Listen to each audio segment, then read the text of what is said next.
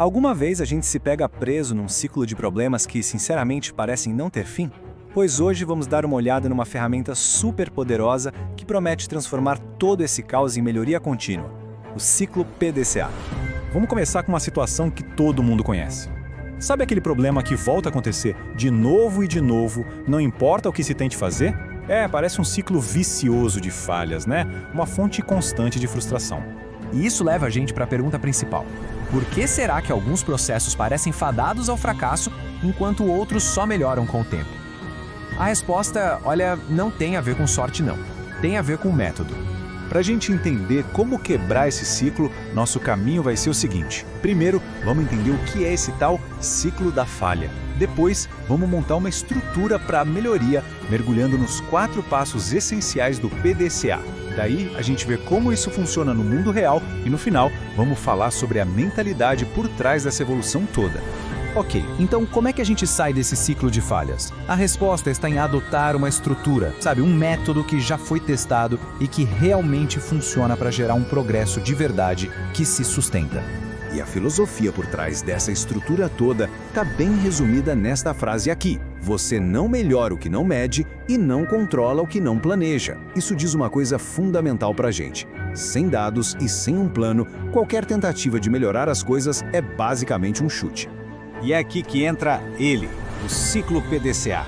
Basicamente, é uma metodologia de melhoria contínua que usa um ciclo bem estruturado e que se repete. A sigla vem do inglês plan, que é planejar, do, que é executar, check, verificar, e act, agir. A grande sacada do PDCA é que ele nunca acaba de verdade. Ele sempre se reinicia, promovendo uma evolução que não para. Tá, mas na prática, como é que ele ajuda? Bom, ele ajuda a reduzir erros, a aumentar a eficiência e, talvez o mais importante de tudo, ele cria uma cultura onde as decisões são tomadas com base em dados e não em achismo. Ele tira a gente do modo apagar incêndio e nos coloca no controle das coisas. Certo. Agora que a gente já entendeu o porquê, vamos para o como.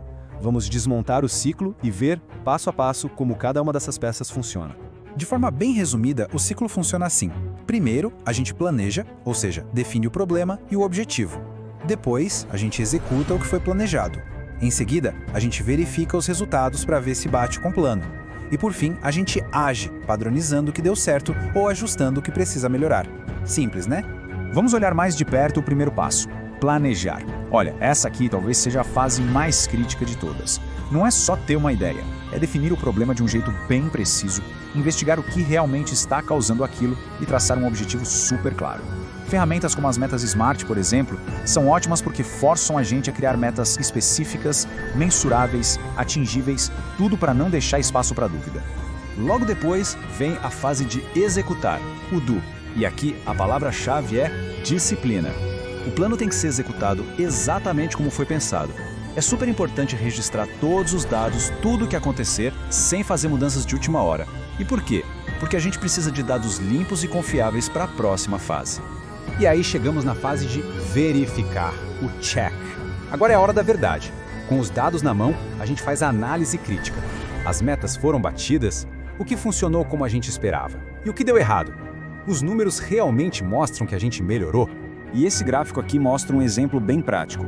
A meta era ter 95% das entregas no prazo, mas o resultado foi 88%. À primeira vista pode parecer uma falha, claro. Mas o ponto principal aqui é que agora a gente tem um dado concreto, não uma suposição. A gente deixa o achismo de lado e sabe exatamente onde está e o tamanho do desafio que tem pela frente. E finalmente a fase de agir, o act. Com base no que a gente verificou, existem 2 caminhos. Se o resultado foi bom, ótimo! A gente padroniza um novo processo para garantir que os ganhos continuem.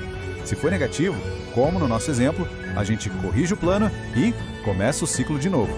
O ponto-chave é esse: o ciclo nunca para de verdade. Ok, tudo isso parece muito bom na teoria, certo? Mas e na vida real? Vamos ver como o PDCA se aplica em desafios que talvez sejam bem familiares para muita gente. O que é mais fascinante aqui é como o método é universal. Não importa se é uma empresa tentando otimizar entregas, alguém com dificuldade de guardar dinheiro ou um estudante querendo melhorar as notas. A lógica é exatamente a mesma: planejar, executar, verificar e agir. Isso mostra que o PDCA não é só para grandes corporações, não. É uma ferramenta para resolver problemas em qualquer escala. Para a gente fechar, Vamos pensar no PDCA não apenas como uma ferramenta, mas como uma verdadeira filosofia, uma mentalidade de evolução que não para. Essa frase aqui resume perfeitamente a mudança de chave. Quem usa o PDCA não vive apagando incêndio, resolvendo crise atrás de crise. Ao invés disso, melhora os processos para que os incêndios nem cheguem a começar. É a grande diferença entre ser reativo e ser proativo. E talvez o ponto mais importante de todos seja este. PDCA não é sobre ser perfeito. É sobre evoluir constantemente. É sobre ter a disciplina de aprender com os dados e o compromisso de estar sempre um pouquinho melhor do que ontem. É uma jornada, não um destino final. Gostou do resumo? Então se inscreva no canal, deixe seu like e compartilhe com quem gosta de aprender com livros. E não saia ainda, clique no vídeo que está aparecendo na tela e continue aprendendo com a gente.